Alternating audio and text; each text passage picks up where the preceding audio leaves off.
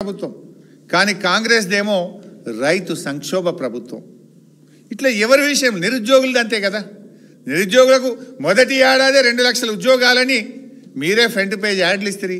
రాహుల్ గాంధీ స్వయంగా వచ్చి అశోక్ నగర్ చిక్కడపల్లి లైబ్రరీలో మెట్ల మీద కూర్చొని మాటిచ్చే ఏమైనా 2 లక్షల ఉద్యోగాలు. కేసీఆర్ గారి ప్రభుత్వం 1,65,000 ఉద్యోగాలు పూర్తి చేసింది. మరో 55,000 ఉద్యోగాలకు నోటిఫికేషన్లు ఇచ్చి పరీక్షలు పెట్టి ఫలితాలు ప్రకటిస్తే వాటికి నువ్వు కాయిదాలు పంచు. నువ్వు ఇచ్చింది ఎంత 5-6 వేలు దాటది. రేవంత్ రెడ్డి 2 ఏళ్ల పాలనలో ఇచ్చిన ప్రభుత్వ ఉద్యోగాలు 5-6 వేలకు మించి లేవు. మిగతా అన్ని బీఆర్ఎస్ ఇచ్చినాయి. ఇలా సిగ్గుండాలే మాట్లాడడానికి. మేమిచ్చిన నోటిఫికేషన్లకు నువ్వు నియామక పత్రాలు ఇచ్చి ఏదో మంది బిడ్డ నా బిడ్డ అని ముద్దించుకున్నట్టు చేస్తున్నావు నువ్వు.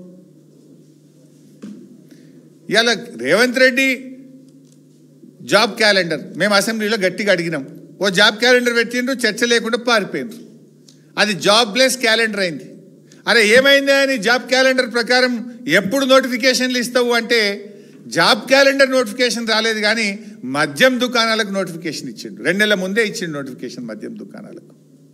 3,000 కోట్లు ఇవాళ మద్యం దుకాణాల మీద ఆదాయం సంపాదించాడు. ఇప్పుడు ఊరూరికి పబ్బులు పెట్టారట, ఊరూరికి బార్లు పెట్టారట. ఇంకిని అంటే కేసీఆర్ గారేమో ఒక ఆరోగ్య తెలంగాణ కోసం ఆలోచిస్తే రేవంత్ రెడ్డి ఏమో తాగుబోతుల తెలంగాణ చేస్తుండే దీన్ని.